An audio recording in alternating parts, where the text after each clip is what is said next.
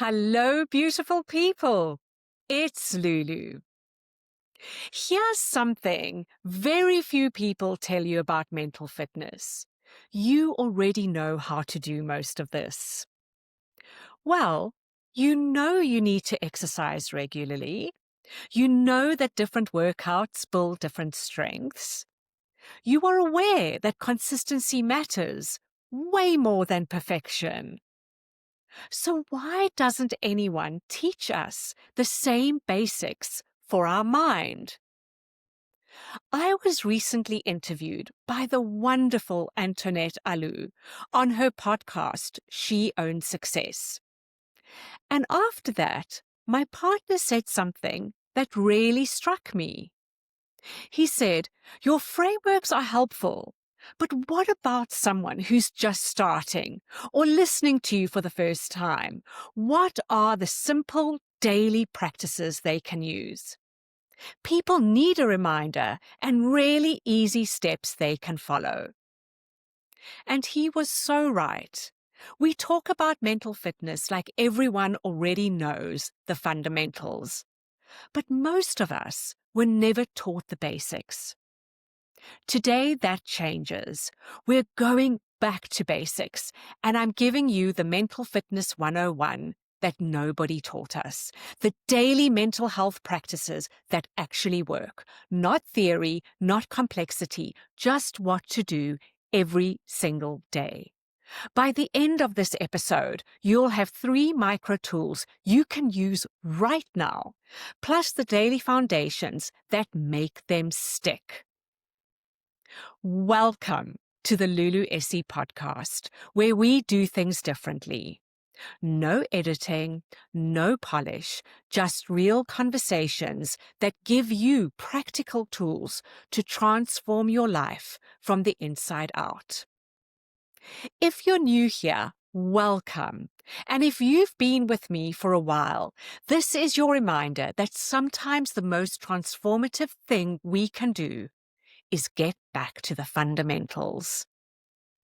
Before we begin, share this episode with someone who's feeling lost, overwhelmed, or doesn't know where to start. And if you're feeling the weight of this time of year, the family gatherings, the social gatherings, the end of the year pressure, the emotional intensity, these practices are really going to help you. Let's start with what you already understand, and that is physical fitness. Nobody expects to go to the gym once and be fit forever. Nobody runs one marathon and calls it done. That's very unlikely.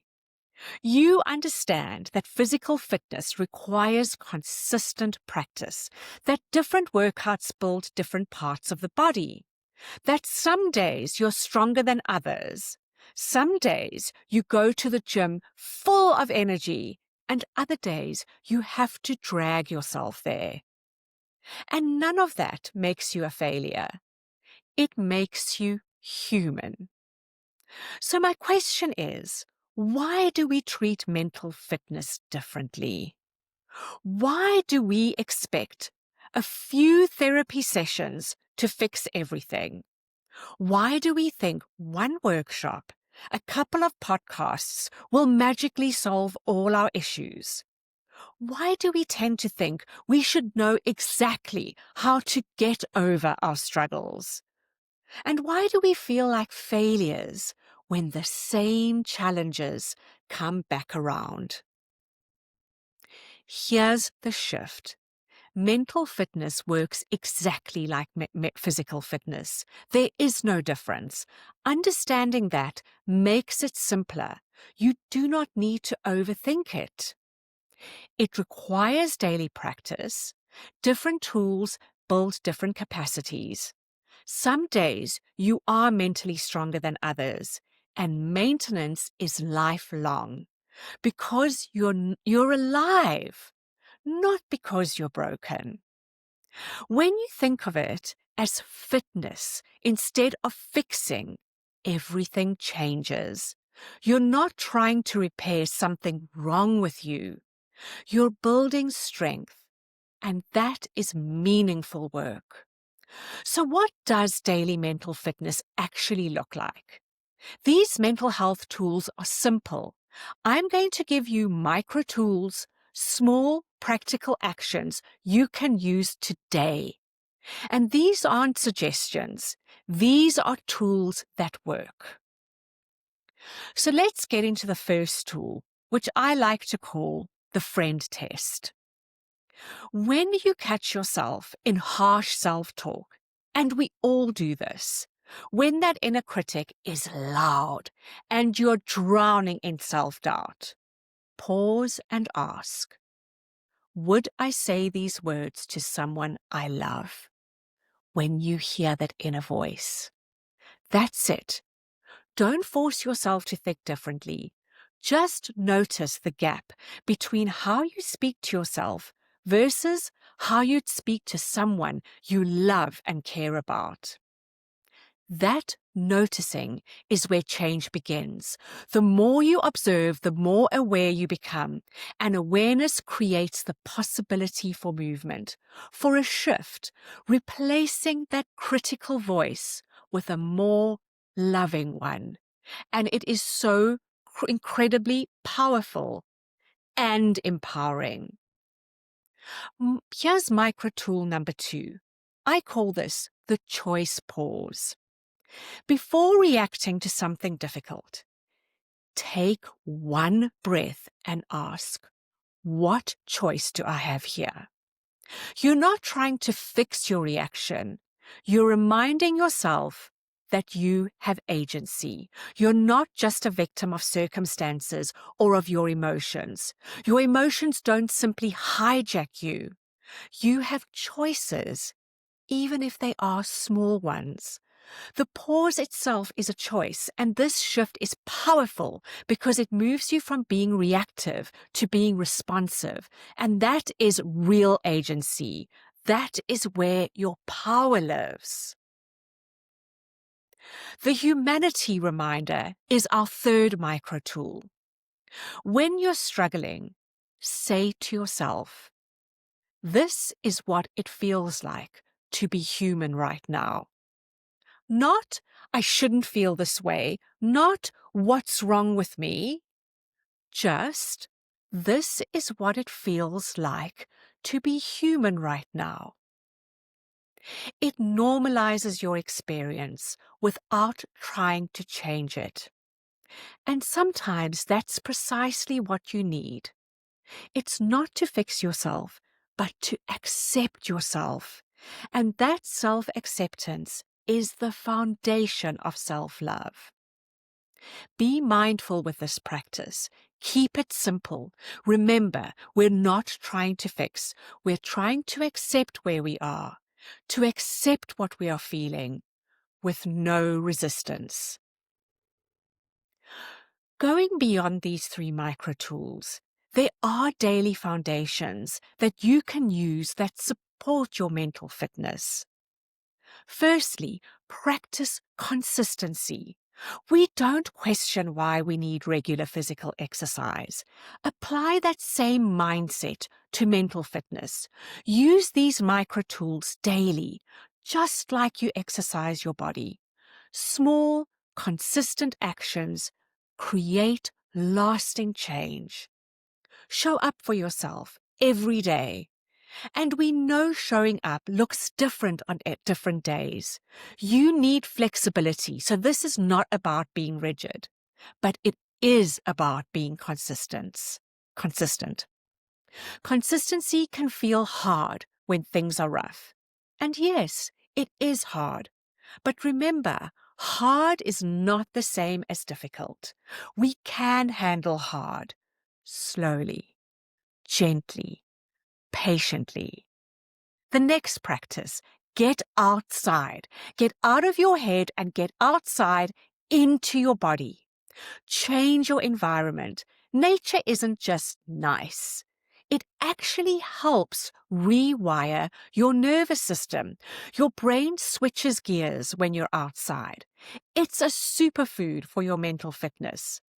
And if you don't have access to a park or a garden, walk around your block. fresh air, movement, change of scenery, it all counts. It's more meaningful and helpful than you might think. Just because it's small doesn't mean it doesn't have an impact. Then there is what I like to call mindful hydration. I love this one because we all know the benefits of hydration, drinking enough water every day.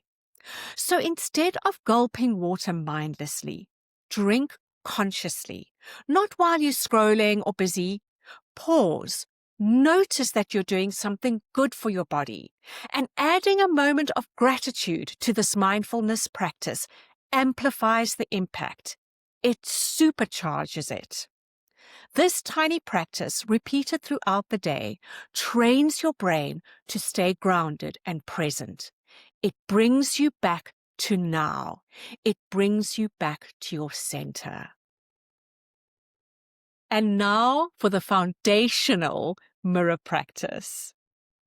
Notice what you say when you look in the mirror. And I mean really notice. What happens when you catch your reflection? What does that voice in your head say? Choose to speak with kindness, even if it feels awkward, even if it doesn't feel natural yet. Practice anyway. Find words that feel right for you. I say things like, "You are brave. You are beautiful." And sometimes I say them as an affirmation. I am brave. I am beautiful. And yes, this can be bloody hard, especially when I don't feel one bit brave or beautiful. But with consistent practice, it no longer feels fake or forced. And this took me time. Be patient with yourself. Be willing and be consistent. All of these foundational practices help build new neural pathways in your brain. They build healthier patterns. They're maintenance, not magic. And maintenance matters. Here's something important that many people also miss. We need to celebrate our mental fitness wins. When someone recovers from a physical illness, we celebrate that. We acknowledge their strength. We don't shame them for the fact that they were sick. But our mental health? We suffer in silence, in the shadows, in secret. We minimize our struggles and say things like, "Oh, it's nothing." And when we come through darkness, we just feel relieved and we hope to hell that nobody noticed. And I would like to challenge that. If you've navigated anxiety, depression, grief, overwhelm, burnout, that deserves recognition. Coming through darkness is strength. And here's what I would really like you to hear. Do not only celebrate when you emerge from crisis. Celebrate every small win along the way. Celebrate when you practice consistently and feel the difference. Celebrate the day you caught yourself in self-criticism and paused. The moment you chose kindness towards yourself. The morning you showed up, even when you didn't feel like it. The tiny promises that you kept to yourself. Those moments matter because mental fitness is not just crisis recovery. It's daily practice. It's a practice of becoming, of unfolding. And that practice deserves to be celebrated. And don't think it's too small to celebrate. Celebrate all the small wins. Mental fitness is ongoing maintenance, ongoing practice, ongoing work. It is not a destination. There is no end point. Yes, sometimes you will struggle with things you thought you'd move past. That's not failure. That's the natural process of life. Just like someone recovering from a full physical illness stays mindful and continues their healthy practices, continue your healthy mental health practices. Not because you're weak or scared or not strong enough, but because you're honoring your humanity, your vulnerability, because you're willing to vote for yourself and keep showing up. And if you are in crisis or need more support than these practices can provide, please reach out to a mental health professional. These tools complement professional care. They do not replace it. We take it as a given that physical fitness requires consistent effort. So let's adopt that same mindset for our mental fitness. In the regular course of life, it doesn't need to be more complicated than that. Let's not overthink or complicate this.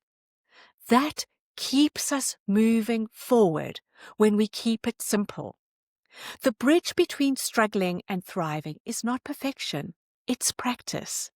Daily, imperfect, messy, beautifully human practice. Wherever you are today, just starting or years into this work, you're exactly where you need to be. Honor that. No rush, no shoulds, just you doing the best you can with what you have. And it's enough. It's more than enough. And in this particularly emotionally intense season, give yourself the gift of these practices. You are worth it, and you deserve these gifts in abundance. If you would like to go deeper, my Love Framework gives you a complete system for daily mental fitness. You can download it for free at luluessie.com. It's designed to work alongside everything we discussed today. And please share this episode with the people who need it. Someone feeling stuck or who doesn't know where to start on their mental fitness journey. Drop this episode in a group chat. Text it to your friends, your family, people you care about. And you can rate, review, and please follow the Lulu Essie podcast. And this episode plus shorts are available on my YouTube channel. What comes from the heart reaches the heart. And today, this comes with clarity, with simplicity, and with deep knowing that the most powerful thing you can do is start exactly where you are in this moment. One micro tool, one practice, one small step. This comes straight from my heart to yours. I'll see you next week.